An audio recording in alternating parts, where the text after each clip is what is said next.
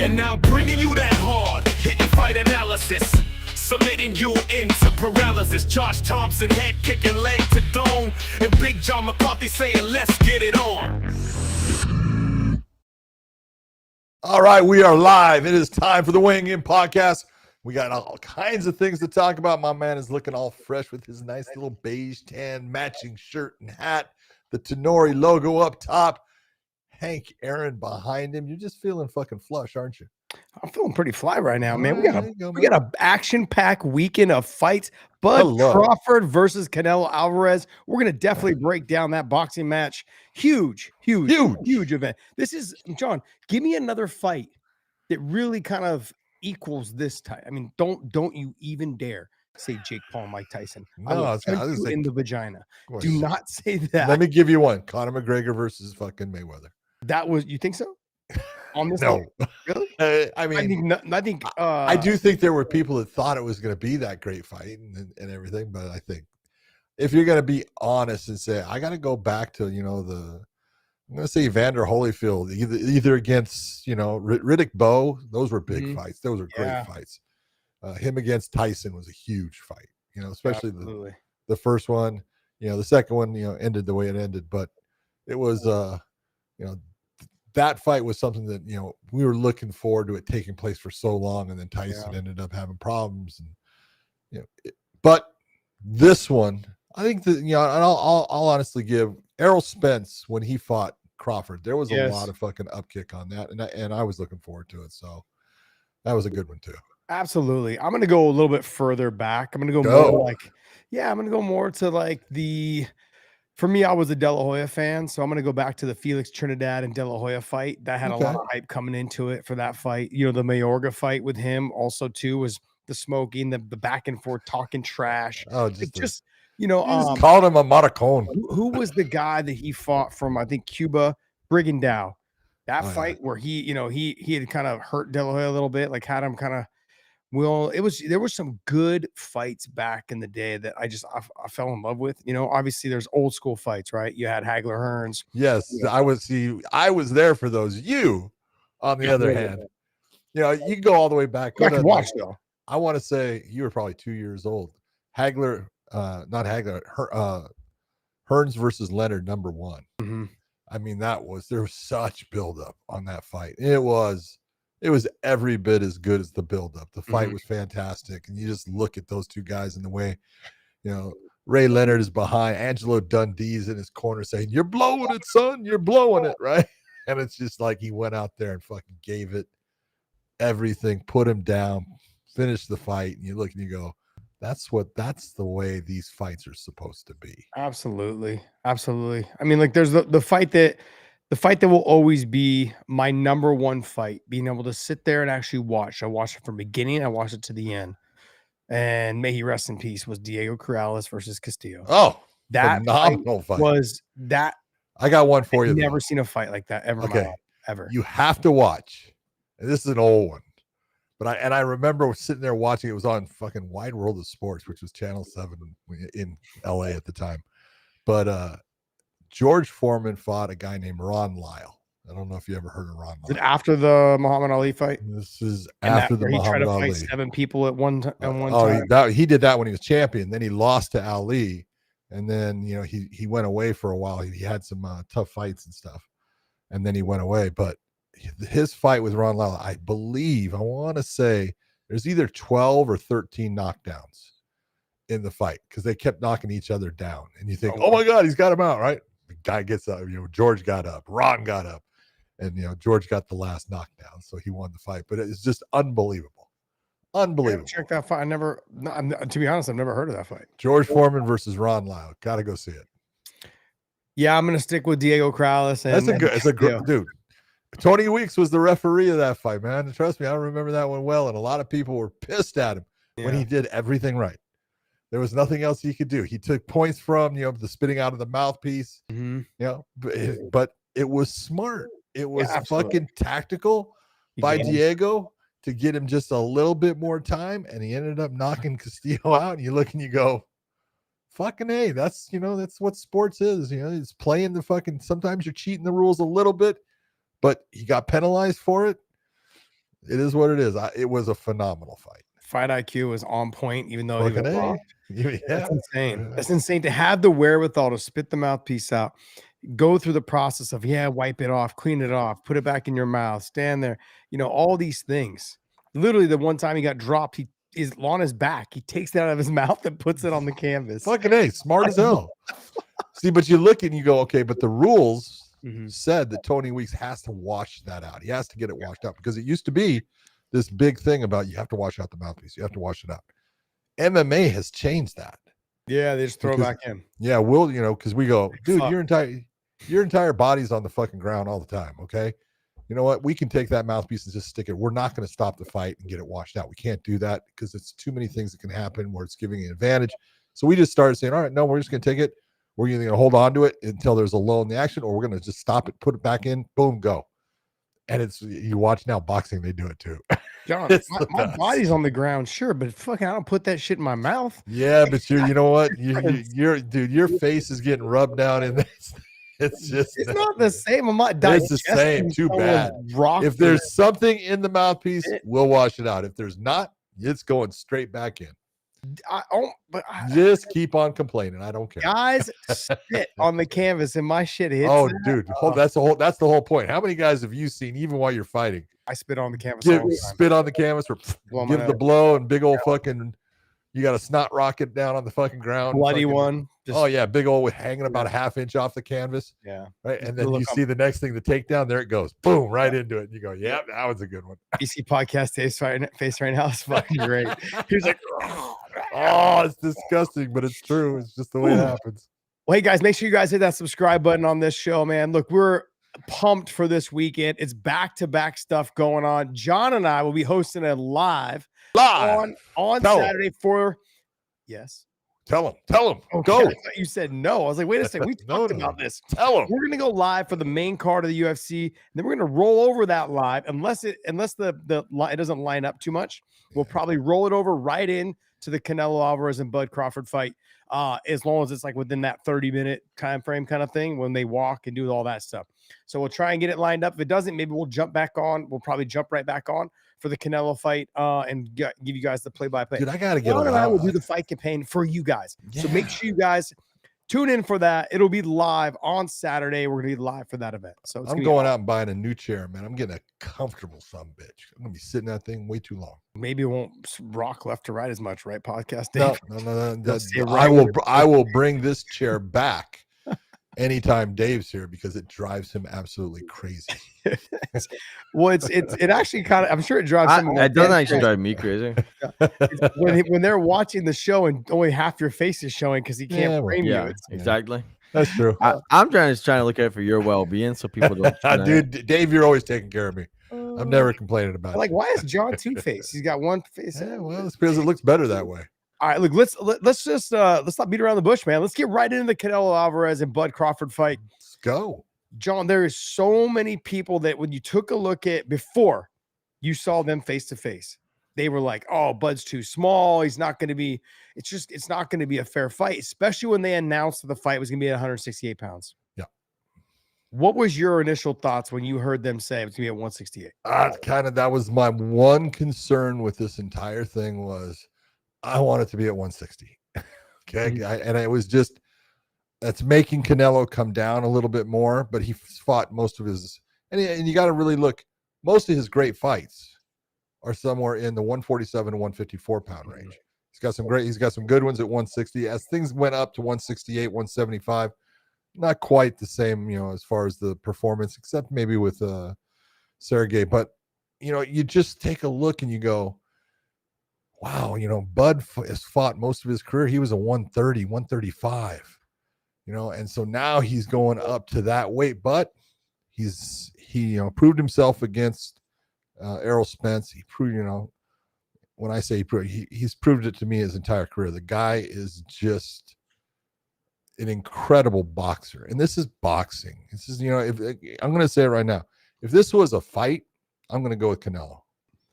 Right? I'm just going to straight out, I'm going with Canelo on it because of the fact that, bigger, stronger, hits harder, all those things. But in boxing, you can minimize those things. I'm not saying that, it's going to work for you every time. But a good technical boxer, someone, because you've fought, you've sparred with guys that are good technical boxers, and they're not the greatest. And I'm telling you right now, Bud Crawford's one of the best I've ever seen.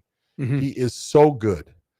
And the way that they can take and control your positioning in trying to land shots against them, and the way it is, just the angles that they create are so difficult for you to attack them offensively, but they can get at you. And that's what Terrence Crawford does, man. He is just unbelievable in his ability to make you miss, make you pay. It's not the biggest power in the world, but he's going to put them on you, and he's going to put them on you in fucking numbers. And I just look at it, and I think I look at the way Canelo fights now, and Canelo is phenomenal. I'm taking nothing away from him, but he's turned into a guy that fights almost like the bully of, I'm going to knock you out with one shot. That's not the way that he got to where he was at. He was throwing all kinds of great combinations and going after people in that way. And now I look at it, and he's slowed down his production offensively to try to land the bigger shots. And I think that's going to be a mistake, because he's going to be missing a lot of those shots against Crawford. I'm not saying he's not going to tag him. He'll tag him, and he could put him down. He could put him out, but it's not an easy task, because Crawford is that good. All right, look, so I'm going to ask you a couple of questions, and I want you just to give me what you think right off the bat. Fight IQ, who do you give it to? They're both fucking great as far as fight IQ, but I got to give it to Crawford. You give it to I got to give it to Crawford. So John, you're going with Crawford, okay? Yep. And then on the next one, power. Canelo, okay? And then next one, movement. Crawford. Okay. Cardio. Oh, that one's fucking, they're both, both of them have proved that they can go the fucking distance at time after time after time. I'm going to have to go cardio. What's that? Cardio, I'm going to have to say, I'll go with Canelo based upon the more natural size for that, in that Crawford's got to push a lot more weight and be pushed around by a lot more weight than he's used to. Okay. So you went with Canelo. Output. Crawford. Defense. Crawford. Really? Oh, yeah. Okay. Ring control. Man, that's like ring management. Yeah, I know what you're saying.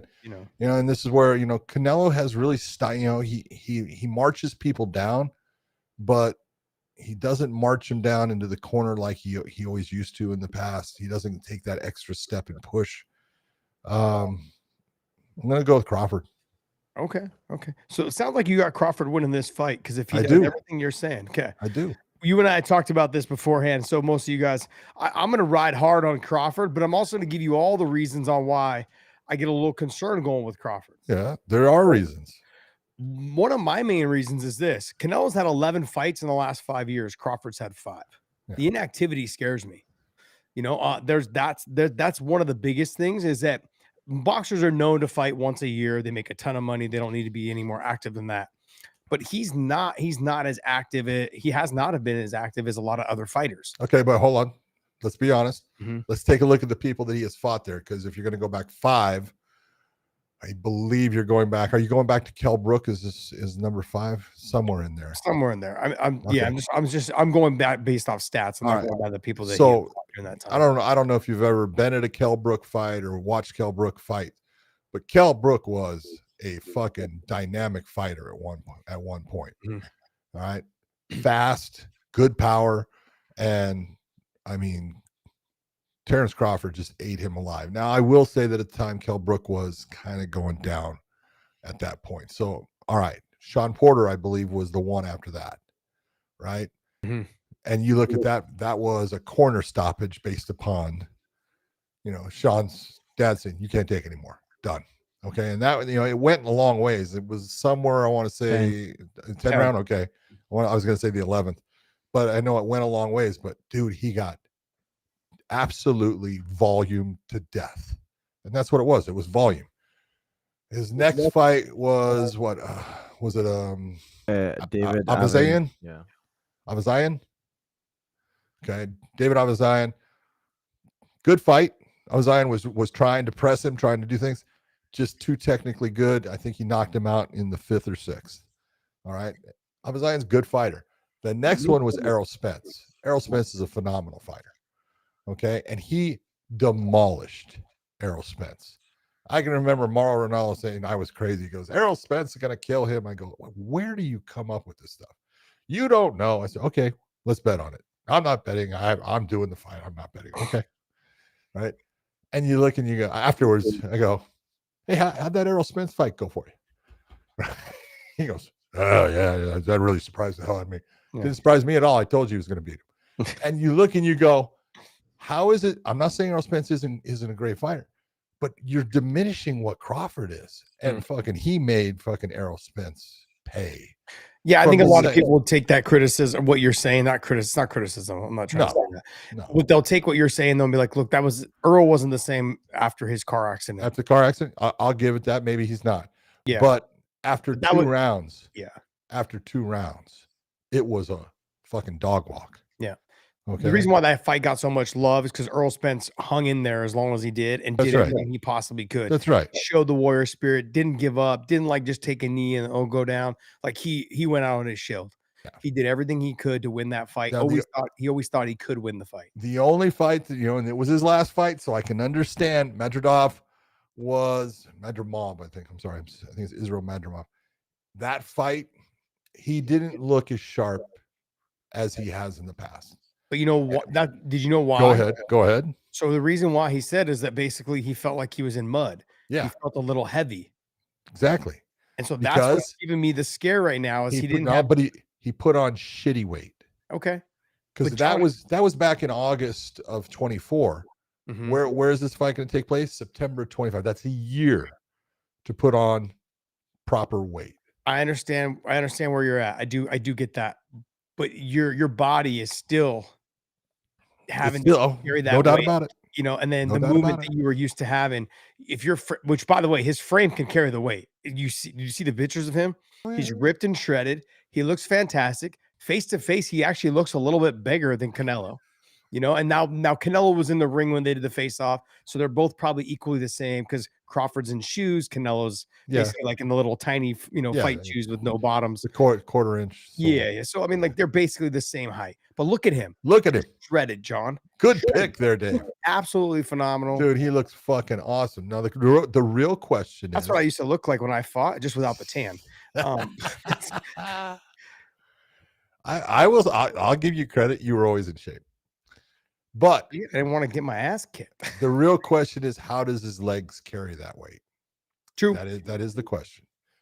Does his leg, because if his legs get tired and he has to stand with Canelo, that's not a good night for him.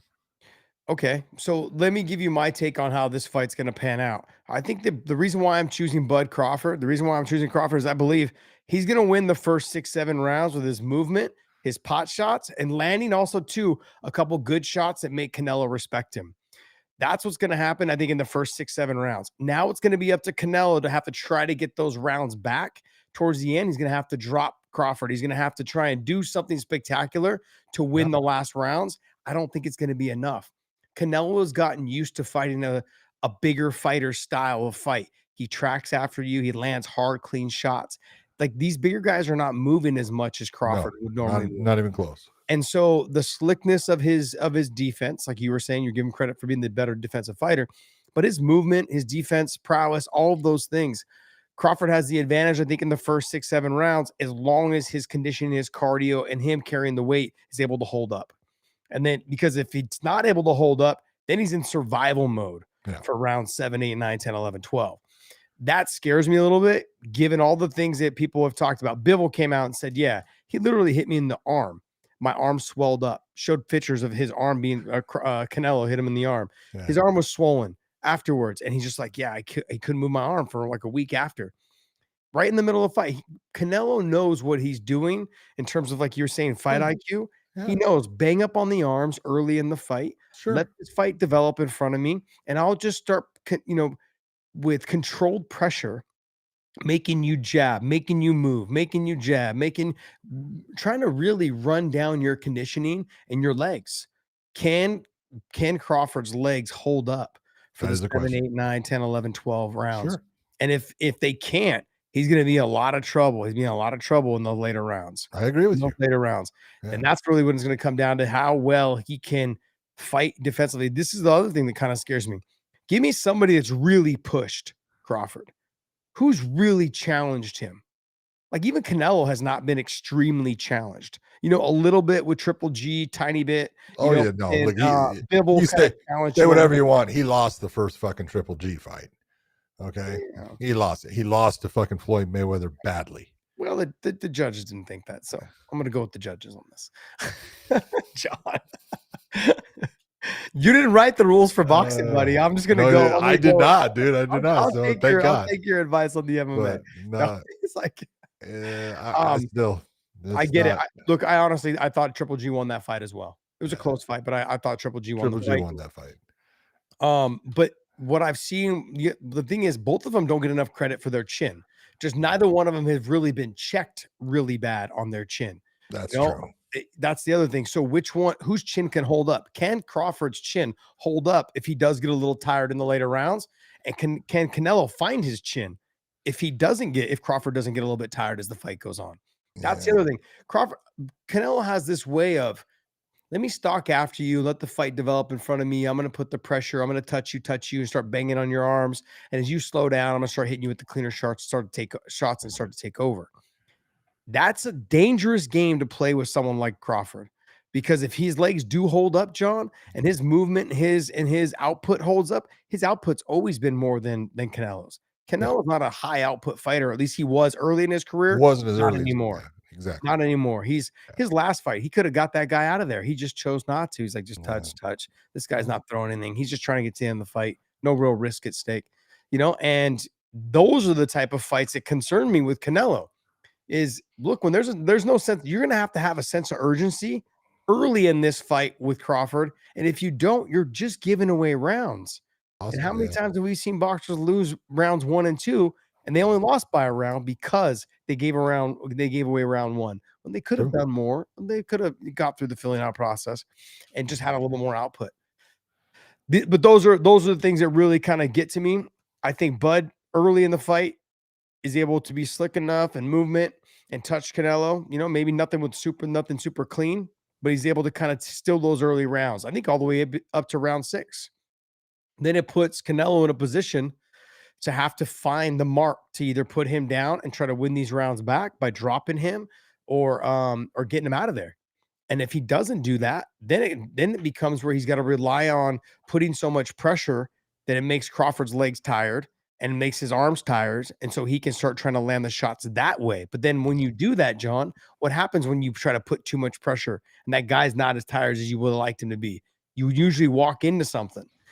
So I'm more concerned about Crawford's chin holding up if he does get tired, because Canelo's got, I think, the bigger power. I think everyone would probably think that right now. We won't know until we see the fight. But I think that's what people are thinking. That's what I'm thinking. But I think Crawford's the slicker fighter, the higher fight IQ. I think it just really comes down to his cardio late in the fight. No, it does. I do think that the weight itself, just the push of Canelo's strong. Mm-hmm. He's a strong fighter, and he goes to the body well, and body shots take fucking gas out of your tank.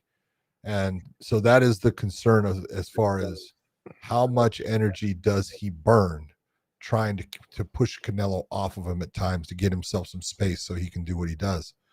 That's really my only concern with it. How do his legs, handle it? Like you said, 7th, 8th round is about when you'll really start seeing, does his footwork start to really slow down? If it does, that's a good sign for Canelo, because Canelo's got enough power, he can knock anybody out if he connects right. So, you're right, he could. But even if his legs start to slow down around 8 and 9, he's going to have to drop him to make up those other rounds. If he lost all of them. Yeah, I mean, but that's my point. Yeah. He's going to I think I said early in those early rounds, Crawford, I think, is going to start to kind of like distance himself a little bit unless he starts to get tired. And Canelo's going to have to find ways to put him rip him to the body, hit him back up top. He's going to have to mix up his combinations and have more than 4 or 5 punch combinations. He's going to have to put more than that together because Crawford's going to be so good defensively and covering, shelling up, and just keeping everything at bay and getting himself off of the ropes. Yep. It's going to be a great fight, John. There is something else I want to take it one more step further. Let's just say that Canelo beats Crawford. Okay. How much do you hold it against him that he lost to Floyd Mayweather then? Because he's up there in terms of being. No, I don't hold it against it. I always look at the Floyd Mayweather fight for Canelo was, it was a smart move by Floyd. He took a young, aggressive fighter that didn't know everything that he knows now and took him at a time when I can beat him now. I might not be able to beat him in 2 years.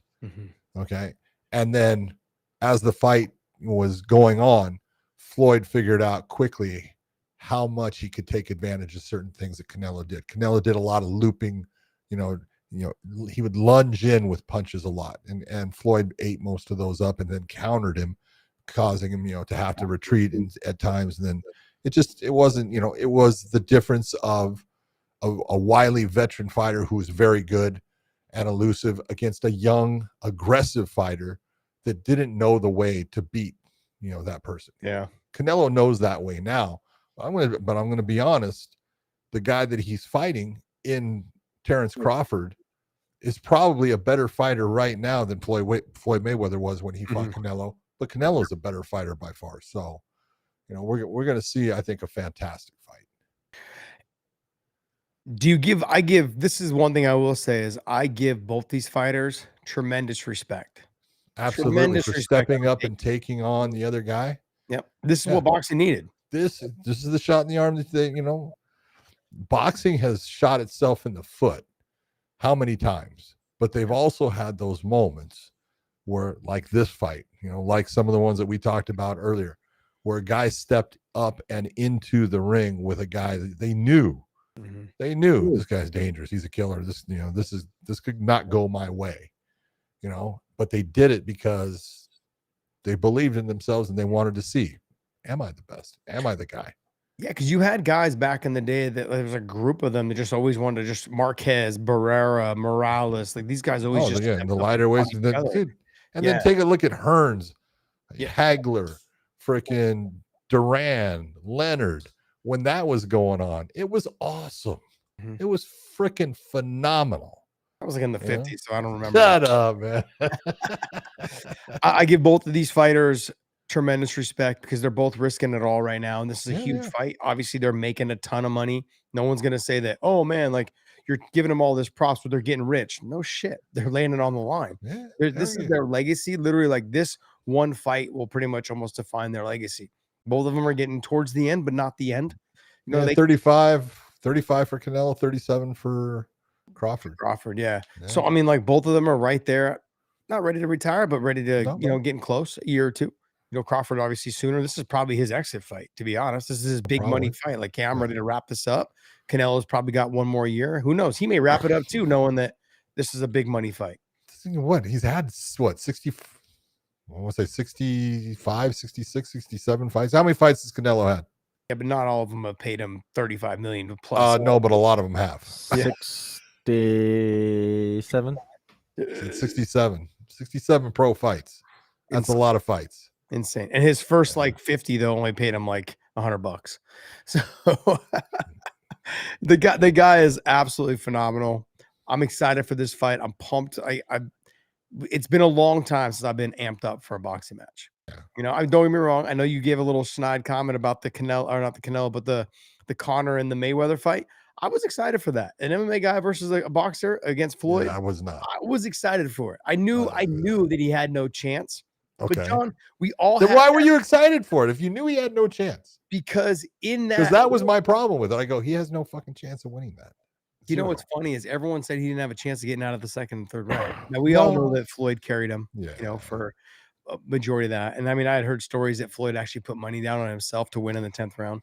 I believe it. Yeah, I believe it. Yeah.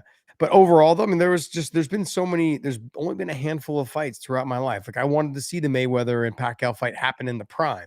Then it got pushed later and it was missed. And then the Marquez and Pacquiao fights, multiples of them were all fantastic fights.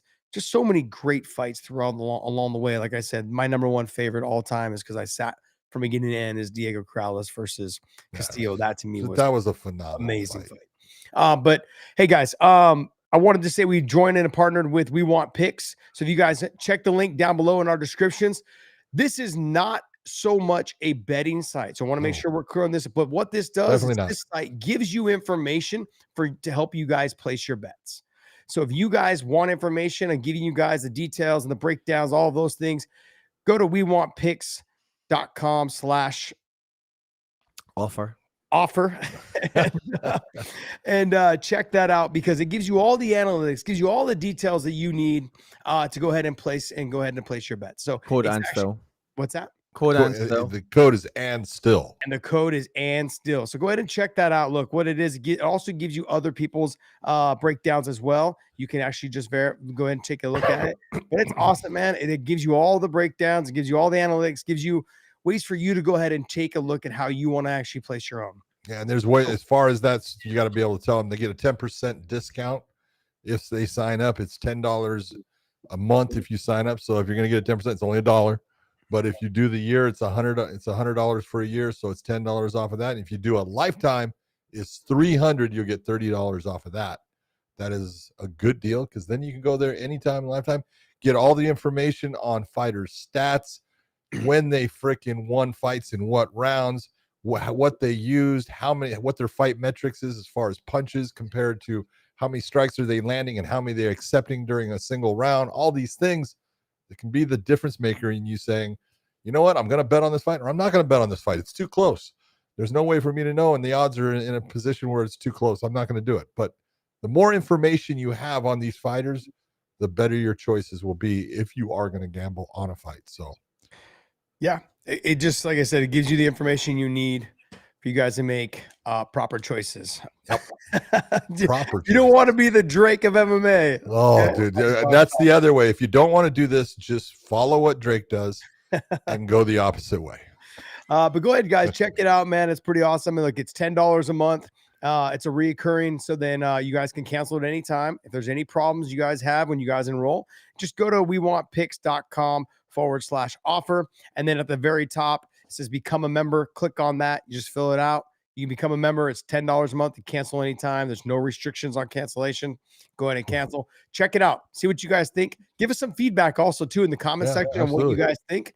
But look, obviously, most of you guys know I do a show called Bad Takes with Angelo, and Angelo runs the We Want Picks platform over on his YouTube channel. So we are kind of pretty much all kind of partnering together, doing information and giving information.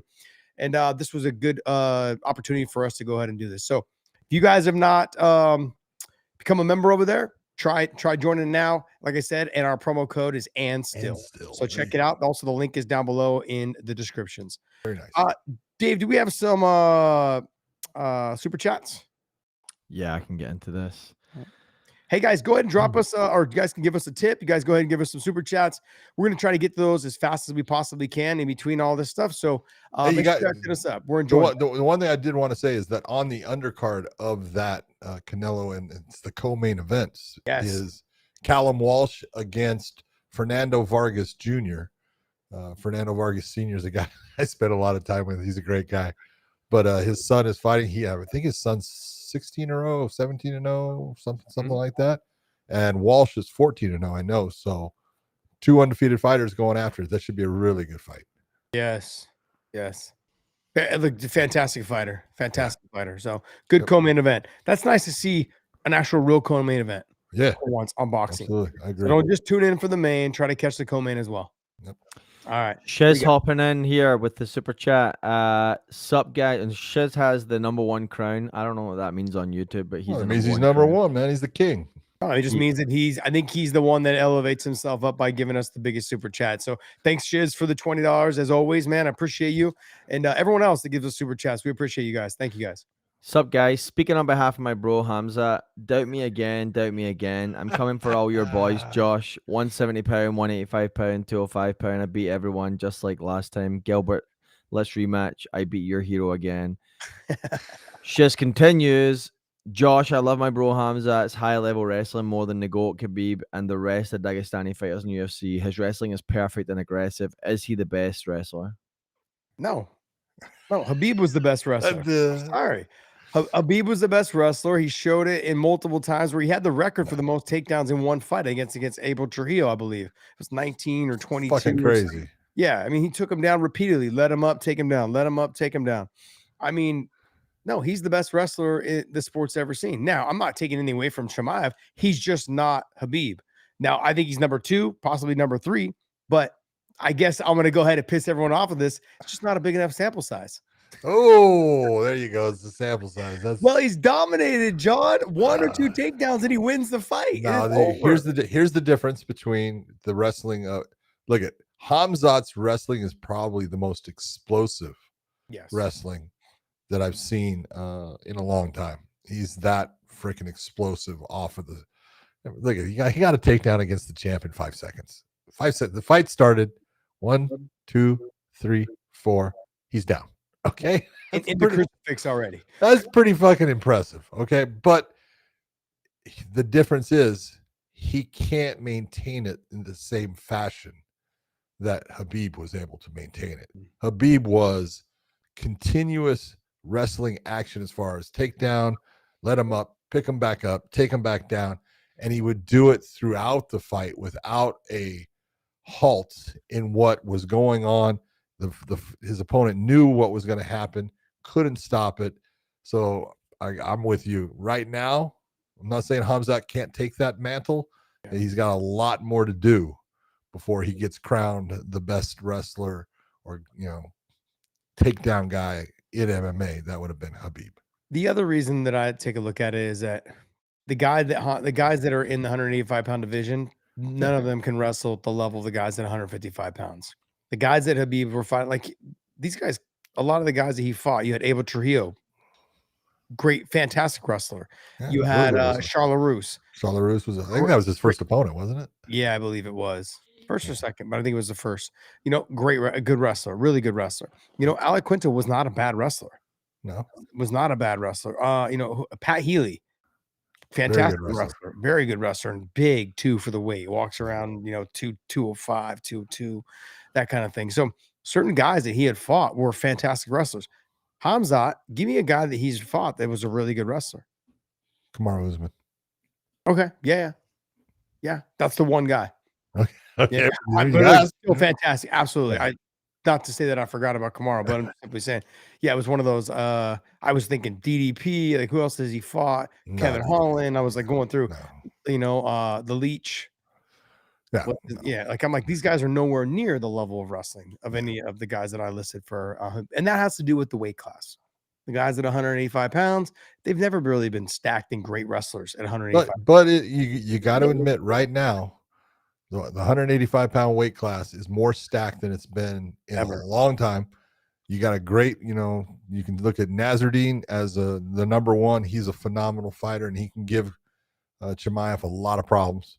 And then you've got, RDR sitting there who could give Chimaev a lot of problems, on the ground. Does he want to go to the ground with RDR? Yeah, it's a question. It's there, there's a lot there. So, yep. Dave, we have another super chat. Yep, from Zeke662. Am I seeing this right? Did they put Patchy Mix in the early prelims at UFC 320? Is that a disrespect to Patchy? And is this going to motivate Patchy? I guess for me in this perspective is you didn't do what everyone talked about you doing in the first time. So we're gonna put you where we feel like we want to put you. And you can't say anything. He's gotta earn his way up. Yeah. Like, you had the opportunity. I felt like he shouldn't have taken the fight on short notice, but he did. And once you take that fight on short notice, all the excuses that go out the door. And this is his opportunity to rise up. We know how good he is. We know that he can be. I feel like he can be champion. He's got to make his way up there, though. It's not going to be easy. At any given night, any of these top 10 guys, especially in the 135-pound division, could beat each other. The guy at number 10 could beat the champion at any moment, anytime. There's guys in that mix that can all especially at that weight class. That is, to me, is still the most stacked weight class in the sport of MMA. Even though the other weight classes are really good, but go ahead. I was going to say, or could you look at it as He's in the early prelims of UFC 320, which means more eyeballs and less pressure because he's not on the main card. I mean, possibly, possibly it could relieve a little bit of pressure. It could also stress him out a little bit, John or Dave. It could be like, shit, if I lose this, I mean, I'm pretty much on the prelims of the prelims on the next card. Like look, You don't go in a fight thinking you're going to lose, especially when you're the best in the world. Fighters coming in though, look, you have to be real with yourself. And I'm giving you a fighter's perspective. He's never lost 2 in a row. Do you think that's not going through his mind? Shit, if I drop 2 in a row, I'm 1 more away from dropping 3. I might as well just fucking not be in the UFC at all. Yep. That's the problem. That's the biggest problem. Look, he doesn't have an easy fight, by the way. No, he doesn't. He's got a tough fight going up against a very tough Polish fighter. And I don't want to say it wrong. It's Jacob Wiklax. But you take a look at, I mean, Austin Vanderford's on that undercard too, and he's 1-0 in the UFC. You got to fight your way up. It's okay. You got to, there's a whole thing when it comes to, with the UFC, and you're looking at how much you're making as far as money. All right, that's one thing. If you're making a ton of money, you're going to be up in the rankings because they need to put you up in the rankings. I think they want to keep you up in the rankings because they want to feed you killers, because they're saying that, you're making a lot of money and I'm not going to give you easy fights. So you look and you go, this is a perfect place for him. Let him go, let him perform. Let's see what he does. He does have a tough opponent, and we'll see how he performs this time. But to say that, because he's, in the prelims right now, he belongs in the prelims. He's not a ranked bantamweight in the UFC. Yeah. Get ranked and you'll be on the main card. Yeah. There's no other way of looking at it. Unfortunately, had he waited, maybe there would have been a different outcome. We don't know, but coming into a new organization, rushing that situation, just wasn't a good idea. And he did it, but now he's going to have to live with the consequences. Now he's on to the next one. Can't worry about what happened. And I think Patchy, look, we saw the way that he came back after he lost to Juan Archuleta. And the way he came back, he rattled off all those wins in a row, became champion, was a very dominant champion. This is a setback. It all comes down to, and every athlete has been told this. It's not how you lose, it's how you come back from the loss. Okay? It's what are you going to do to respond to all the critics that said you suck? Well, what are you going to do? I think on the same card you have Edmund Shabazian, right? He's in the prelims, and this is a guy who's on a 2-fight win streak, has really been looking good. And this was a main card fighter. He was they were hyping him like a big dog until all of a sudden, he ran into the wall and, got put out by Derek Brunson first, and then a couple of guys right after that.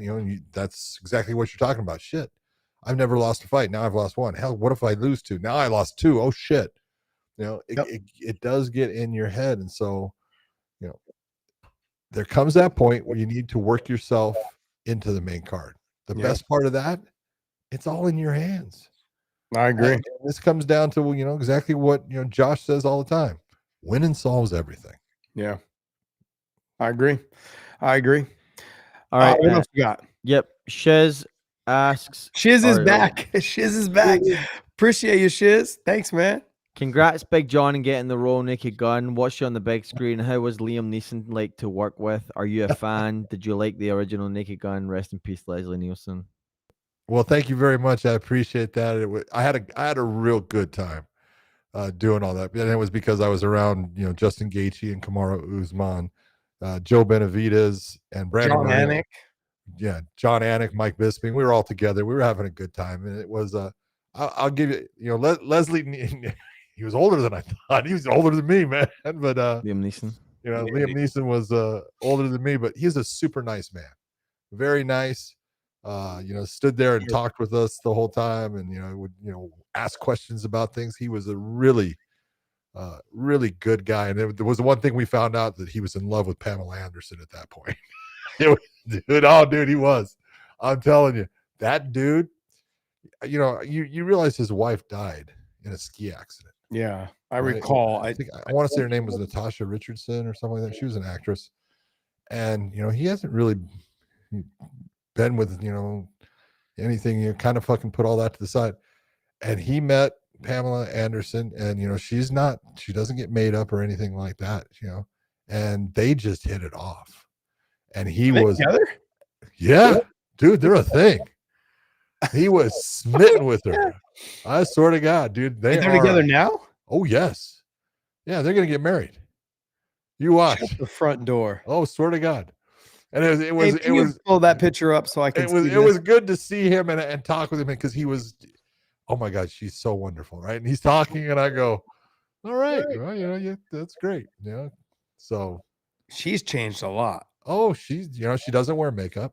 Good for her. She I think she bought her. She moved back to, because she's Canadian, and she moved back to I want to say Vancouver. Is he Canadian Vancouver also? Island. No, he's fucking Irish.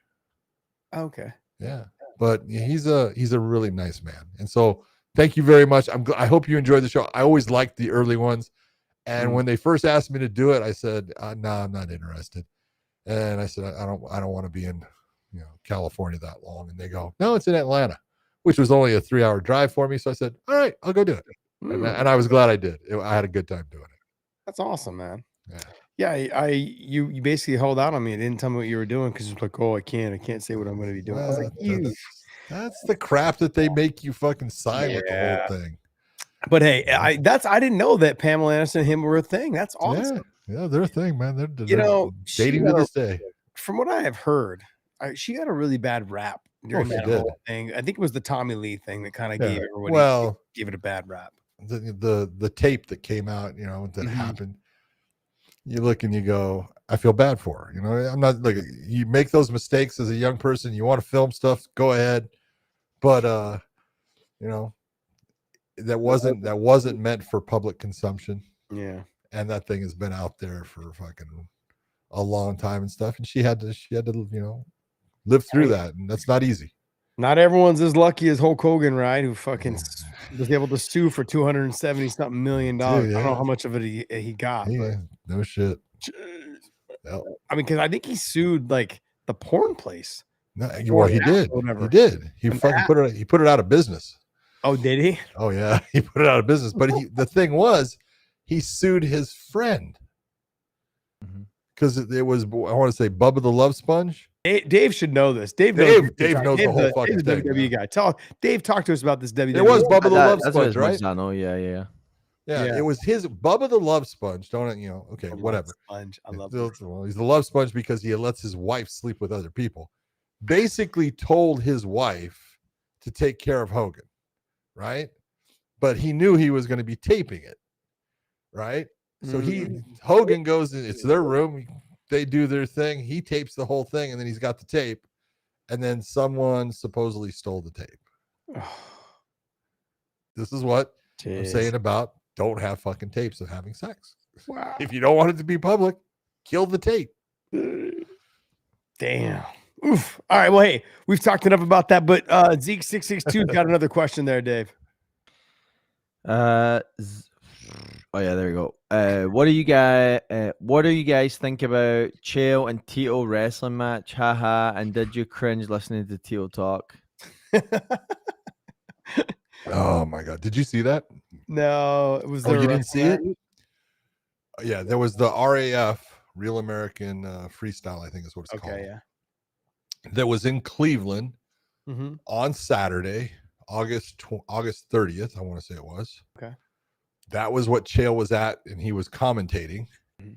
And then Tito gets up on the mat, and obviously it was staged, but he's got a mic, and he starts saying that I kicked your ass when we fought, and you lied about it, and people believe that bullshit and stuff like that, but you beat me on my birthday in wrestling, because they wrestled when Tito was at Bakersfield and Chael was at Oregon, and Chael beat him. Chael pinned him. And so he says, I want another. He was a fucking fantastic wrestler. He was a great wrestler. So I want another shot at you. I've been coaching high school wrestling, and so I've been active. It's like, and I'm thinking, all right, Chael's got it fucking an artificial hip. He's got all these fucking things, It's like, You know, why would you do this? And so Chael just sits there and listens to him talk, and then Chael fucking makes him. It's one of those. Tito does not speak well. You know, he's going off in different directions, and his words are not right. And it's like, and then Chael goes and says a couple of things and just kind of demolishes him. But then Tito doesn't even pick up on that he's been destroyed. It's back to I want to do this wrestling match, and I don't know if it'll ever happen. I hope they do it. Oh, it's childish. Whatever, Jesus John. Christ. Let the two grown men let them wrestle, man. They Two both grown come from men. wrestling. Yeah, the two grown men, they can wrestle. Let them wrestle. I'd watch. I'd tune in to watch them. I would watch it too. Don't I'm want not to tune paying in to for watch them talk shit to each other because it's very one-sided. Oh my God. The whole thing is very one-sided. Well, it's one of those things that, let's be honest, Tito kind of got his little shtick going when he was younger and stuff, but he was never good on the mic. No. But he felt like he was. He felt like he was. Where Chael was always good on the mic. Chael's fucking a master at it. Yeah. And it's like, don't fucking play another man's game, Tito. But he does. All right, we're going to get into UFC Noche this weekend coming up in San Antonio. But before we do that, make sure you guys chill your element. Use that link down below in the descriptions. Dude, the same one. Look at that, man. Hold it. Lazy Bet, watermelon. Lazy Bet was talking about it as well. Make sure you guys put them on ice. Here's the can right here. Also, too, I want to remind you guys, 1,000 milligrams of sodium, great for the end of summer, especially when your kids are getting into sports. Like my son's traveling on right now for lacrosse, and we're playing 3 games this weekend of lacrosse, 2 games of soccer, and 3 games of flag football. So we got to keep him hydrated in between these games. Got 1,000 milligrams of sodium, 200 milligrams of potassium, 50 milligrams of magnesium. Got to give a shout out. Have to give a shout out. Wait till I'm done giving the promo. I'm sorry. Go ahead. Go ahead, John. Go. Got to give a shout out to the Chatham boys, Nash and Rhett, the sons of one of our old associates as far as Jen Brown. Mm-hmm. That's her boys. They fucking both scored 2 touchdowns in their flag football game. And dude, I'll tell you what, Nash got some wheels, man. I was watching. I was like, look at that motherfucker. That's what I said. I mean, he runs angry. Oh yeah.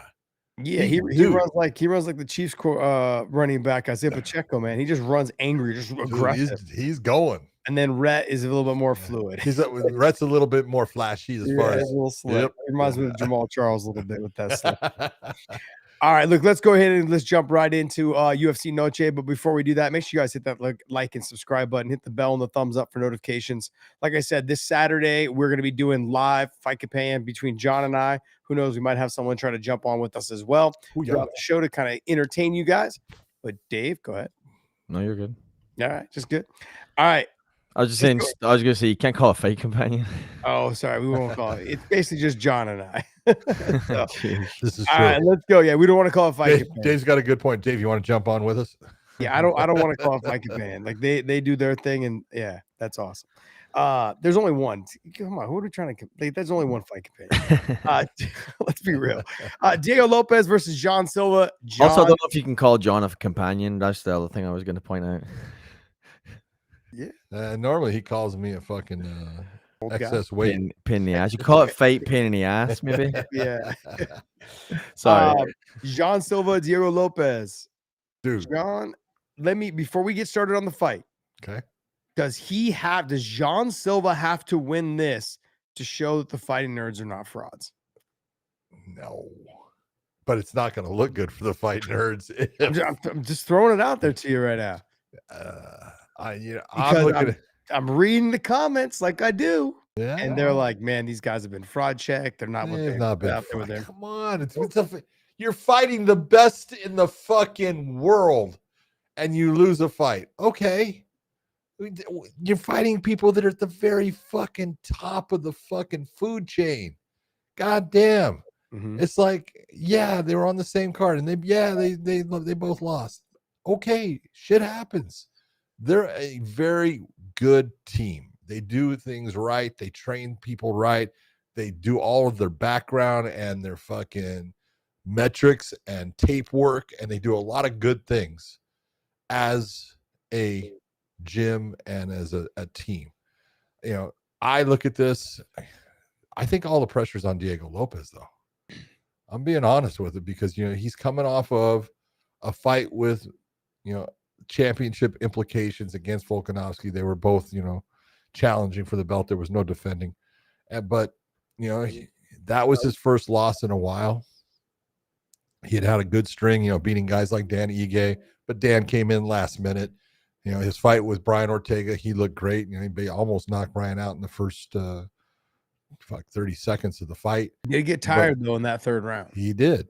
Yeah. And there was a lot of things going with that. Right now, Jean Silva, as you're looking, he's had a good run. Since he came into the UFC, this guy has just been putting it on people. And some of them I have a lot of respect for as their ability to fight. Drew Dober is a tough goddamn fighter. He's a good stand-up fighter, and he was cut badly by Jean Silva. That's why it was stopped, I know. But he was getting beat up. All right. He was having problems with Jean Silva. You can look at that was at 155. Yeah. He went up for that fight, and then he That's came right. back down. That's right. Bagdasarian, I think, was the next one, and dude, he just freaking ran through him. Bryce Mitchell ran through him. Let's be honest, the Bryce Mitchell fight, he was toying with him. All right, Bryce Mitchell dropped down to 135 after that fight. That's right. He's like, kind of tells you because he got toyed. Big enough and strong enough for these guys. He got toyed with. Anything he wanted to do, Jean Silva was there for it. So I'm looking at you, and he ended it with a goddamn, what was it, ninja choke that he pulled on him, I want to say. And ninja choke, yeah. Yeah. And so you look and you go, look, this guy's on a roll and he's hot. And Diego Lopez was hot, had the setback, but he's in that position of I don't want to lose too. Am I going to lose my ranking? All these things are going to be weighing on his mind. So I honestly think more pressure is on Diego Lopez right now than there is on Jean Silva. I think it's a phenomenal fight. Obviously, I think in the stand-up, they both have power. They both hit hard for 145 pounds. That's easy to see. I think the better stand-up fighter overall is Jean Silva. I think he's got more tools in the stand-up game. I think he's cleaner with his stand-up work. Diego throws a lot of looping shots, but he's got power, and so that power can nullify anything. On the ground, I know that fucking Jean Silva is good. I think Diego Lopez is better. So this is really one of those you look and you go, okay, where's this fight going to play out? Is Diego Lopez going to be able to take him down? Because physically, Jean Silva is strong. He is good with his takedown defense. He's physically got strong legs and hips. He does things right. Can he keep it on the feet? If he can keep it on the feet, I'm saying Jean Silva is going to win this fight. If Diego can get the fight down to the ground and be in the top position, I think Diego Lopez is going to win the fight. It's a tight fight. I don't know what the betting odds are on it, but this is a competitive fight. But I'm going to say I think that Jean Silva is probably going to be the favorite. Really? Yeah. I didn't say that I put him as the favorite, but I think with the bettors, he's going to be a favorite. Yeah, I'm looking at it being more like even money. I would say Diego's slightly ahead. Yeah. Yeah, Diego's slightly ahead. Is he slightly ahead? Yeah, he's slightly. Oh, it's minus 238. Oh, that's a lot. That's a 2 to 1. It's 2 to 1. Yeah. I mean, okay. So I was wrong about that. I thought people would be jumping towards Jean Silva. I think maybe they probably would have had both Kyle and Ruffy won. They'd be like, absolutely, I'm all in. Like, sadly, it dictates what people think of Jean Silva. I had this conversation with Angelo on the show, and I also talked to a bunch of other people like, oh man, both those guys from the Fighting Nerds, they're great at marketing themselves, the glasses, the t-shirt, the apparel. That's awesome, but that's not going to fight their fight for them. I'm like, guys, calm down. I was like, you guys have to understand, Kyle was number 6. I think Ruffy was number 15. Like Kyle Bahalo just lost his first fight in the UFC, and that was his 9th fight. Something. So he's 8-1. Yeah, and he lost to the number 1 contender. He lost the number 1 guy. Yeah, the number 2 guy now. Yeah. Okay. So all right. I'm sorry. That's a pretty good statistical run there. No, absolutely. As far as where he's at. Same thing. Now I'll give Rufy's a little bit different. Rufy's had great performances and he's had average performances. Yeah. And I'm being honest, I thought this was a poor. We talked about it, and I said I thought this was a poor performance. He looked lost, and he looked like at a certain point, I can't be in here, and you never want to see that out of one of your fighters. No, That's and a what's problem. crazy is when you listen to Jean Silva, you listen to Calvillo, you listen to Pratis, all they talk about is the number one guy in our gym, the most talented guy in our gym is Mauricio Ruffy. Yeah. And it didn't, and maybe look, we've had this conversation about fighters before in the past. You could have all the talent in the world, That but when the doesn't bright matter. lights come on, you've got to be able to perform and do it all. Yep. Some guys, they get to that level of like right there scratching the surface and they can't get there. You know, I mean, like, let's be honest, man. I was there 3-4 times. I was there twice, supposed to fight for the UFC title, 3 times. The Yves Edwards fight should have been for it. You know, the Pettis fight should have been for it. And if I would have beat Benson, I would have fought for the title against Pettis anyways. Just right there, scratching the surface. You know what I mean? Like getting there once, winning it is huge. Getting back though after or defending it, those are all just different things that you've got to deal with because people have seen a big enough sample size, enough tape on you, and how and ways that to try to beat you. That's it. So fighting those guys at the top is never easy. They've seen enough on these guys now. Calvillo, they've seen enough on Jean Silva. They maybe haven't seen quite a bit, but I agree with you. Diego Lopez is the better grappler. Is he the better wrestler? I don't think so. I'm not too sure about Probably that. close 50-50. I think it's a split. It's Okay. whoever leaves themselves out of position and potentially can get a takedown. Diego's going to look for the takedown here and there because I think he's going to have problems with Jean Silva's movement, the unexpected striking from different angles. It's going to give him a problem. Yeah. You know, it's going to just throw him. It's going to throw him off. It's going to make him unsettled inside that cage. Uncomfortable. Yep. Yeah, he's gonna have to try to close that distance. He's gonna have to try to hang on the head. He's gonna have to try to press him to the fence, dirty box him a little bit. But the overall striking and the comfortableness and the fluidity on the feet, it belongs to Jean Silva. So Diego's got to get this fight to the ground. If you go back and watch Diego's last 3 or 4 fights, he's basically become a stand-up guy. But you go back to his first fight with Evloev, even though Evloev kept taking him down, he was extremely dynamic on the ground. Absolutely. Facing submission after submission. It made Evloev go like, damn, like, I even want to be here on the ground with this guy. Yeah. Jean Silva is not going to play that game. He's going to, you know, try to get back up to his feet, back away, make space. He's going to throw everything at him. I'm leaning towards Jean Silva, but like I said, I'm holding it against him, John, because both his boys just lost. But that's not, that has nothing to do with. I know it doesn't. I will say this, and I truly believe this. It's very difficult if you're Calvillo and you're in the back and you got the screen in there that they give you a screen to watch the fights and you're watching your guy just implode. It's hard because you spend a lot of time with him. You know, the whole fight camp, you guys were running things probably together, you know, based upon, you know, you're both fighting in Paris at the same time. And so it is an absolute letdown when your teammate has that kind of performance. It just takes it, you know, takes a little bit out of you. It takes a lot of the steam and just fucking cools it off. So I can understand, you know, Bahalo went out there and he fought hard. That's all I can ask anyone to do. Did he fight well? No. He made mistakes that, you know, he just didn't do the right things at times, but he fought his ass off. I can't ask anything more of him. Jean Silva on the feet is the better fighter. No doubt. Diego Lopez on the ground is the better grappler. Yeah. Does Diego Lopez have the wrestling to get him down? That's why we're going to fight the fight. It's going to be there'll be some chances that he'll get the takedowns against the fence. He'll be able to get a trip. But will he be able to hold him down? That's another story. Yeah. You know, so all those things, like take a look at Jean Silva in this picture. He doesn't have a very thin, long neck. So trying to get a hold of like guillotines and chokes like that, it's going to be a little bit more difficult. So it's going to be a fun fight. Height-wise, size-wise, Diego Lopez is a huge 45-pounder. Huge. Oh, yeah. He's big. Yeah. So when I look at him and I look at Jean Silva, height-wise is going to go, obviously, to Diego Lopez. Size-wise, physical body frame, it's going to give to Diego Lopez. Jean Silva's shoulder and stature and thicker leg mass. Yeah. You know, but it's those things kind of open you up. Is Diego going to be punching down, leaving his chin in the air? Jean Silva coming up through the middle, coming over the top.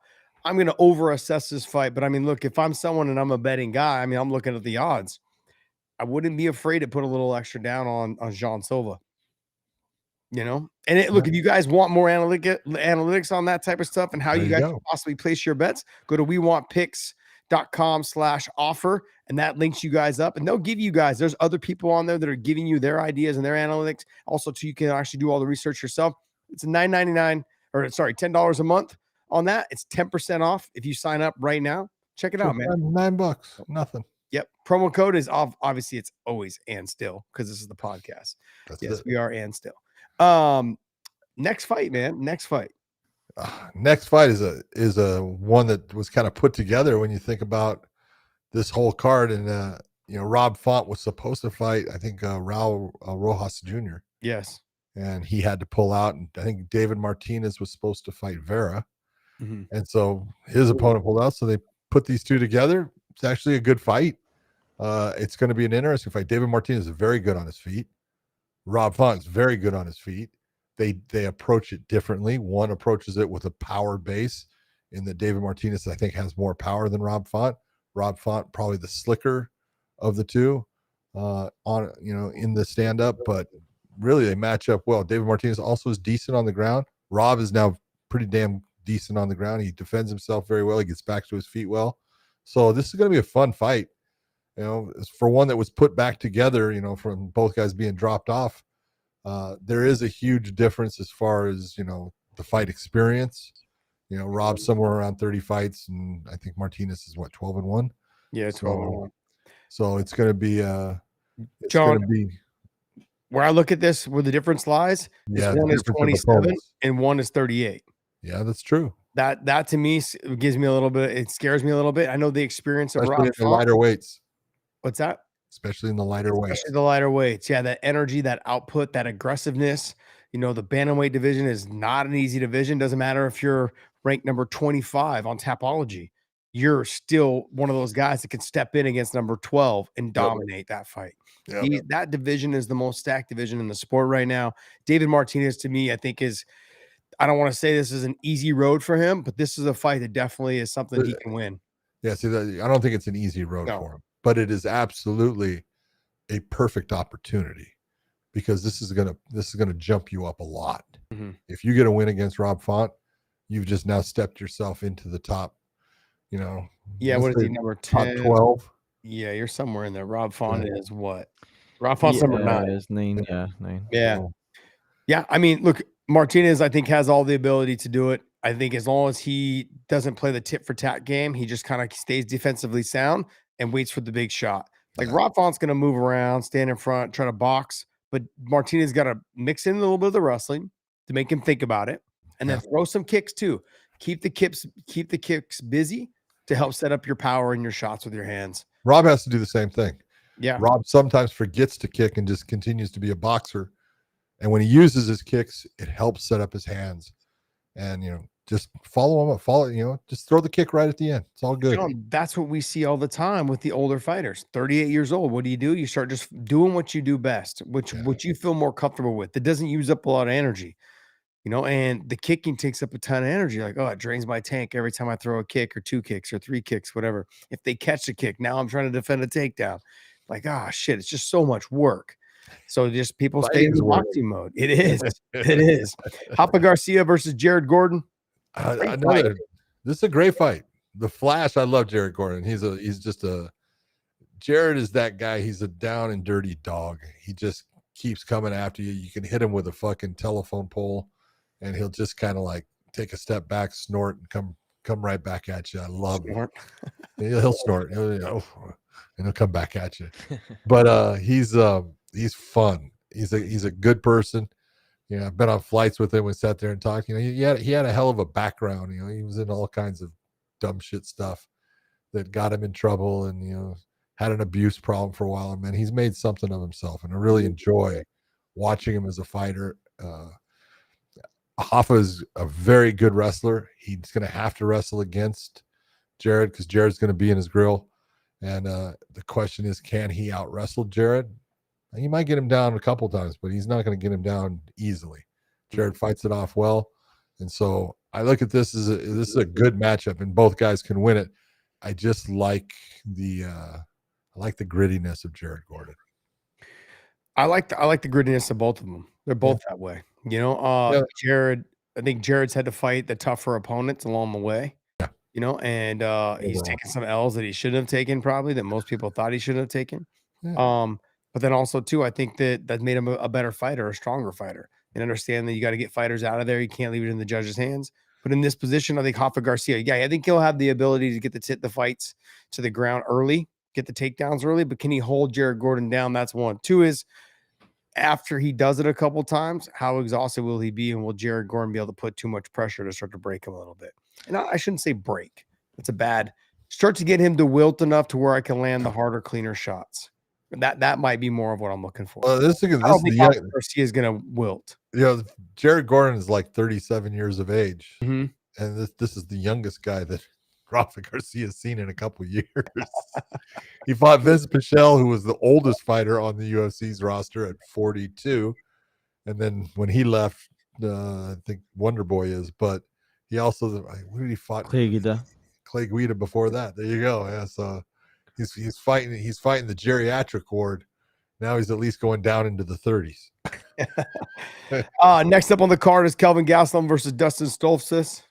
Yeah, you know, I look at this fight, and you know, I like both guys. I think Dustin fights. He fights hard, fights to his level. I always look, and I go with my Roberto Duran of MMA. If his head's on right, I think Kelvin Gastelum takes this fight fairly easily. Yeah, also too, it's at middleweight. There's no chance. He's not trying to make a weight. He's not trying to make 70. He's not trying to kill himself.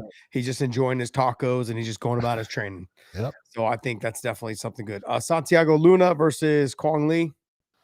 Man, that's a tough fight right there. Santiago Luna is undefeated at this point. He's good. He's got a lot of talent. He for the weight class, when you look at him, man, he's out of San Diego. He's like 5'9". I want to say 5'10". This guy's young. He's like 20 years old, 21. And but I think they call him Border Boy. That's his name. I love that.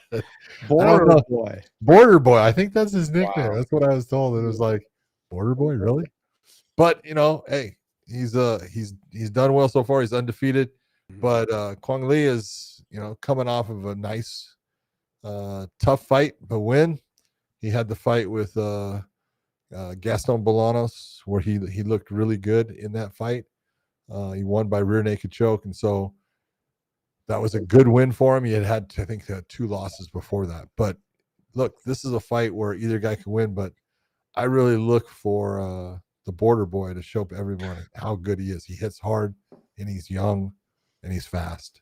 John, in this day and age, we got to be careful with these kind of comments. Okay, what are you talking about? It's his nickname. Next thing you know, he'll be throwing out the word ice. Calm down, okay? Calm down. All right, look, the next fight on the card, let's not forget, Alex Hernandez just fought 3 weeks ago. Oh, yeah. Basically 1 month, pretty much to the day almost. Give him credit. He's fighting again against Diego Ferreira. This is going to be a great fight. Great fight. Yeah, I'm kind of surprised that when they offered him that he looked and said, yeah, I'll take that, because of the fact that he would have been, he peaks for the fight. He has the fight. He's coming, back, he's going to take a couple of days off, and then boom, right away, they're calling him and saying, hey, that means you're really not getting back into the gym. You're just trying to kind of hold on to what you had built in his first fight for Chase Hooper. And he looked great against Chase, and so we're going to see how he does. But Diego Ferreira is a really good tough fighter. He's tough. He doesn't fight enough. I'm going to say that right now, but he's a good fighter, and now he's getting up in age, though. Yeah. And so if you're going to sit there and say, okay, he's 40 years of age now, comparatively, it's the right time. If you're going to get a shot at taking him, it's a good time to take. Ferreira doesn't fight enough, and then Alex Hernandez fights twice in a month. Yeah, well. Is there any other fights on here you want to talk about? You got Jose Medina versus Dusko, and then you've got Claudio Puelles versus Joaquim Silva. Yeah, I wanted to bring up the Tatiana Suarez. There you go. Yeah, Tatiana Suarez is taking on Amanda Lemos. You talk about, here's people talking about prelim fights. This is, both of them were in championship fights just a little bit ago. Yeah. And so you look and you go, all right. But I want to see how Tatiana comes back and how she performs. Amanda Lemos, we know, is a fantastic, tough fighter. She's got a good ground game. I don't think she can wrestle with Tatiana, but on the ground she's good. But in the stand-up, she's very good. She's got power, and so this is a good matchup. You know, she's coming off of that win against Lucindo. Was it? Yeah. Izamine Lucindo. Yeah. Is Lucinda. Yeah. So that was, you know, she had a great performance against a young rising star in Lucindo, where Tatiana's last fight was a loss, you know, against someone who's, you know, a stud. So, you know, just when you go for that Word championship, stud for females. yeah, you can. When someone fights the way fucking Yeah. Zhang I guess fights, it's like when I call them dog, right? Like, are we doing that for females? Yeah, you said she's a dog. You're not talking about her looks. Yeah, not definitely not. So, I'm trying to get beat up out in the parking lot. there you go. Like someone's gonna stalk me down. It's like, what'd you say? What'd you say, huh? What'd you say, man? Yeah. Is this? I saw the Alice Pajeda. Is this Alex Pajeda's sister? I believe so. I think it is, right? She's 6-0. Yeah. I believe it is as well. So she's the second fight on the prelims. Yeah. So get an opportunity to check and see her fight. So Yeah. she's a little bit like her brother, got a little bit of power, a little bit of kickboxing. She's not too Yeah, bad. a little bit. Not too bad. Not too bad. Hey guys, just a reminder that we're going to be doing this live just for the main card on Saturday, and then we're going to see how much the gap is between the Canelo and Crawford fight. If we're going to just continue that on throughout the boxing match as well. But join us though live for the main card this Saturday. It'll be Big John and I. We're not going to call it the fight companion. We're going to call it something else. I don't know what it is. But we haven't figured that out yet. We're going to try doing these more often for you guys. Noche is a big deal. You know, and something to go along with Noche, because I know Dave was going to bring this up later. But one of someone that I know personally, and somebody that kind of grew up in my neighborhood, came over from the east side of San Jose. She's retiring, Cynthia Calvillo, and this is going to be her farewell. She announced her retirement on her Instagram, and I sent her out a message on my own Instagram, and just letting everybody understand that she was a pioneer for the east side of San Jose in the female sports, in this female fighting division. Like, this was huge for a lot of young females that came up watching her, knowing they can come from the east side of San Jose. I grew up on the east side, went to, you know, the schools that I went to. I was one of only 2 white kids, and I'm not even full white, but it didn't matter. I looked white, so that's just what it was. But she literally came out from right down the street from me, and understanding where she came from and where she ended up and how she built to get to that platform is huge. Yeah. She could have taken her life in so many other different directions, and she didn't. She did something great. She fought in front of thousands of people. She's been on pay-per-views and TVs, and she has done something amazing with her life. And I just want to give her all the credit she deserves. And I understand how hard and difficult it was to come from an area like that and still be successful at something. So I got to tip my hat to her and just say, hey, man, congratulations on a great career. And we wish you nothing but the best in the next chapter of your life. That's it. Dave, what else you got for us, buddy? Let's talk about this Brian Ortega incident. Brian Ortega, he talked about how he blacked out after the weight cut in Shanghai. So I just wanted to read this off to you and get your reaction. So he says, Try to speak English when you read it, okay? I cut weight on Thursday. We hit the first one. We get down to 51. Ortega said on Instagram. Second one later, I decided to jump on the gun on that one at 12. It seems like a lot of like stuttering right now. But we cut from midnight all the way to 8 in the morning, cutting weight the entire time. I realized I had 1.7 to go still. I was confused on how my body wasn't really pouring out the water, why it was just holding it in. But no matter what, we have to get this weight off. So we did.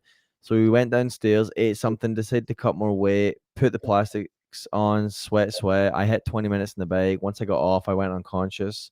I was unconscious for 30 minutes. During that time, they were putting ice on me. They took all my clothes off. They left me in my boxers. I woke up in ER. I ripped everything off.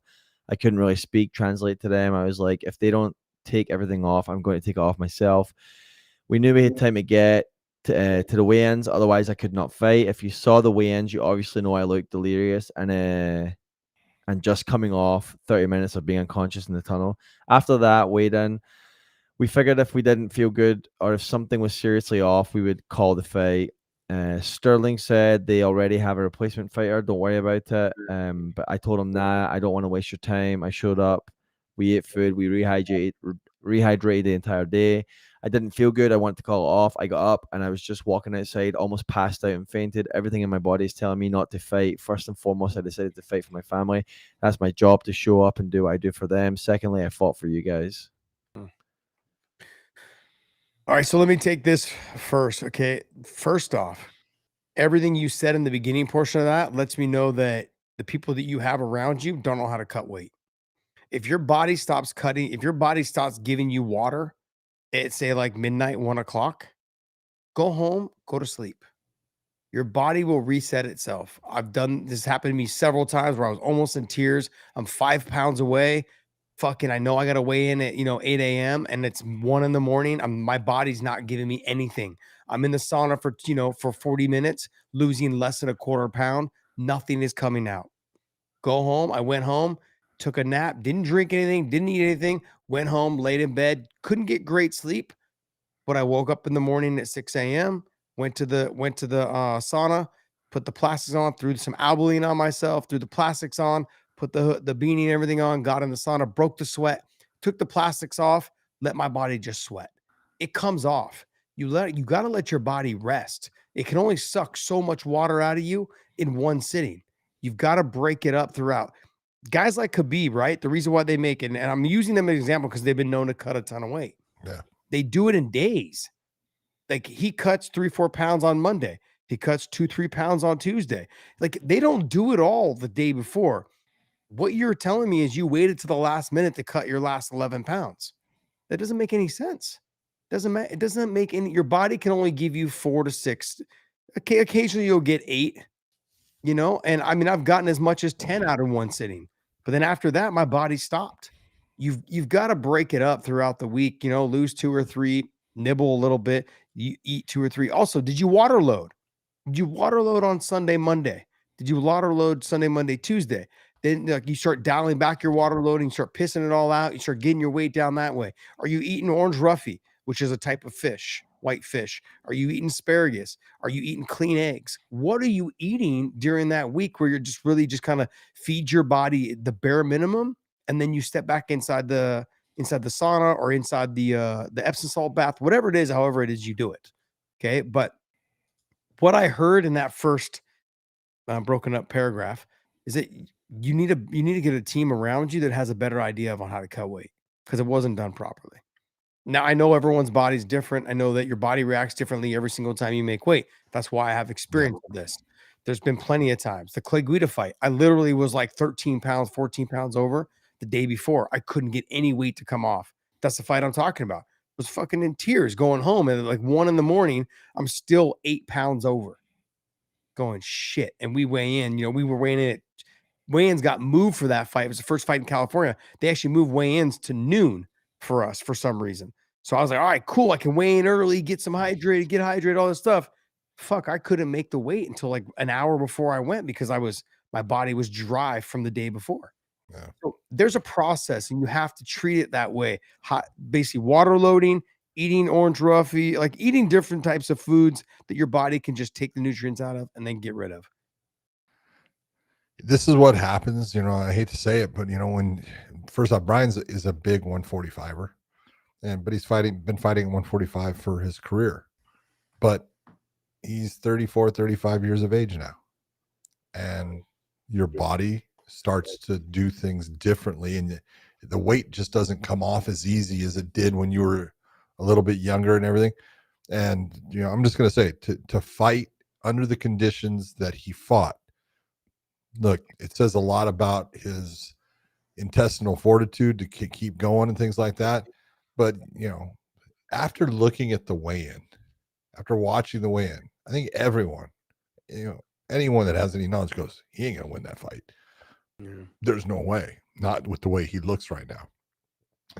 His ability to rehydrate you can only rehydrate so much.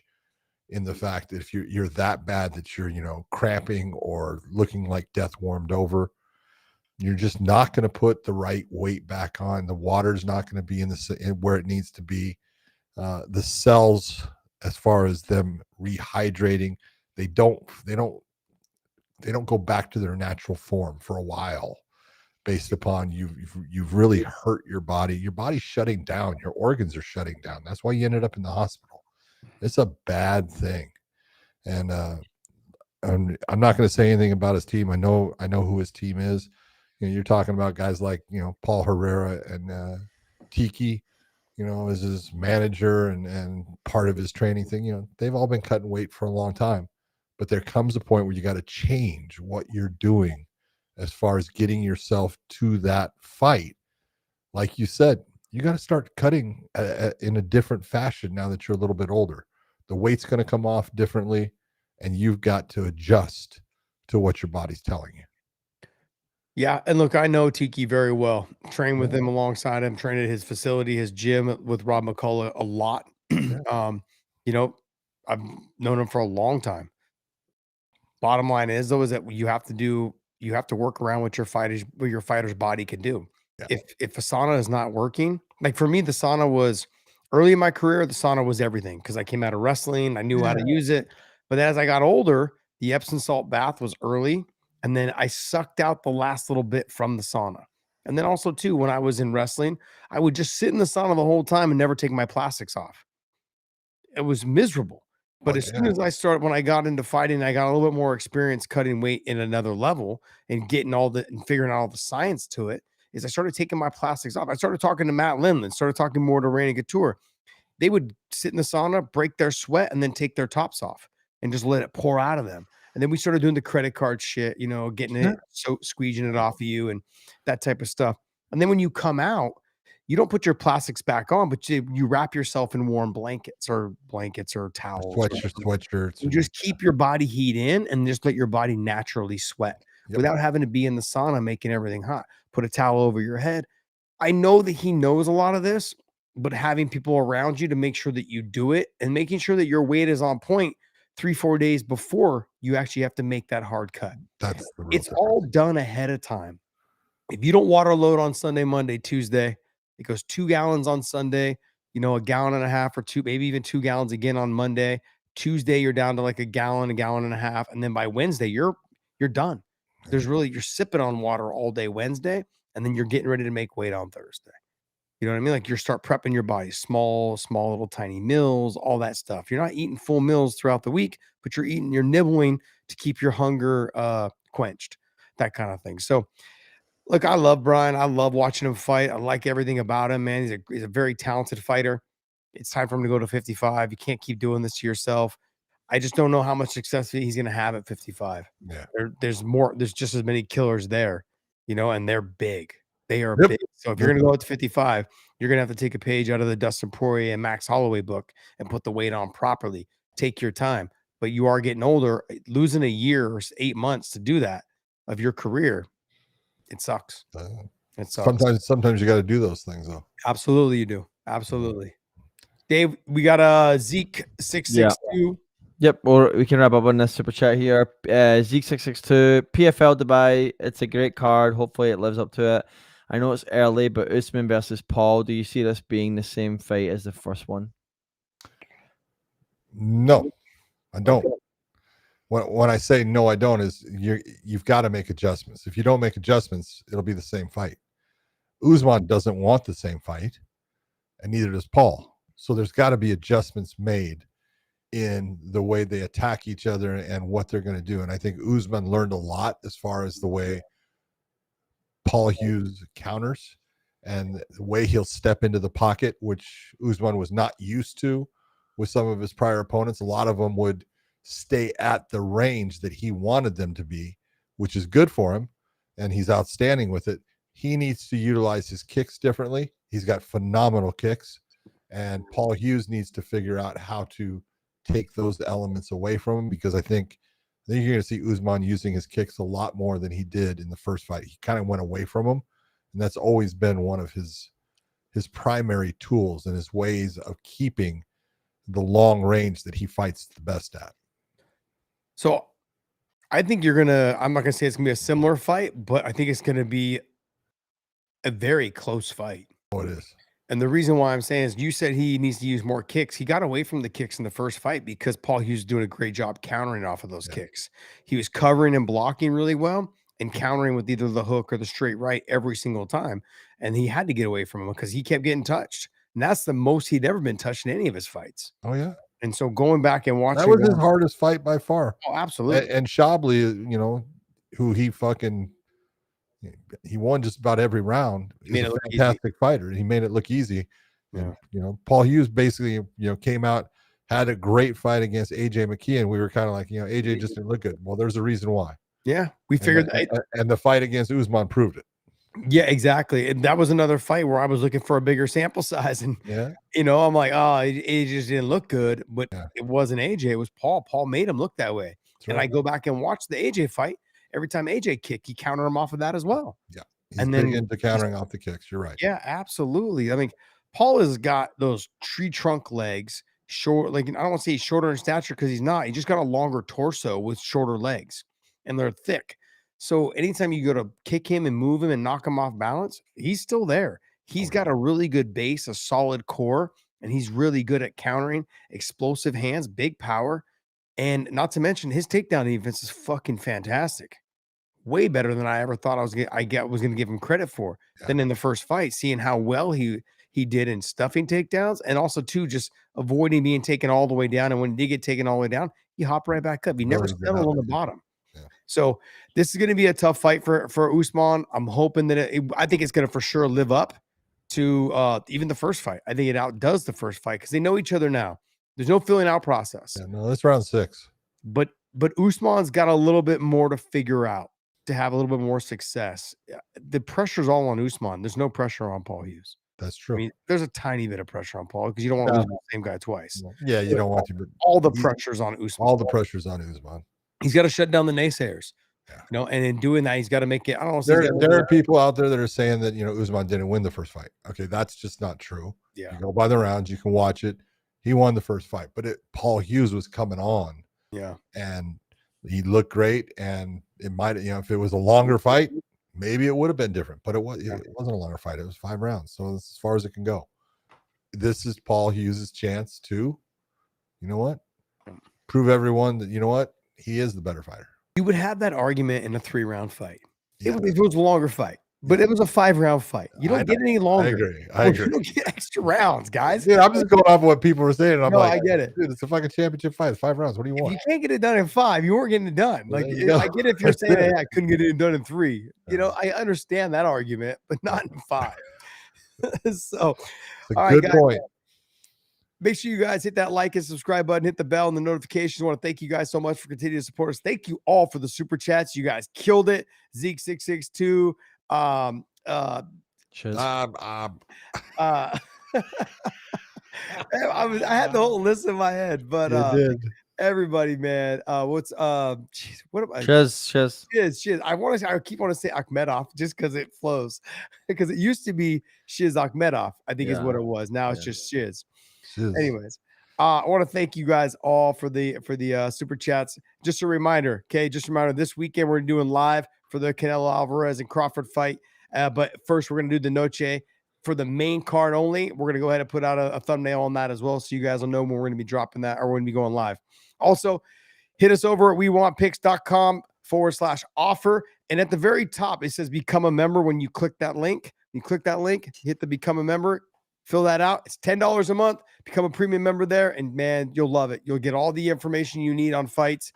Go ahead and for those of you guys that are bettors, you guys get that opportunity to take that information and place your bets wisely. So hope you guys enjoy this, and I want to thank you guys so much for continuing to support us. John, take us away. For everyone out there, thank you for tuning in. Check us out Saturday when we go live with the fights. And I want to thank my man, Podcast Dave, for doing everything he does. He kept me straight on the thing today. I didn't move around too much. For everyone out there, thanks for tuning in. We'll see you.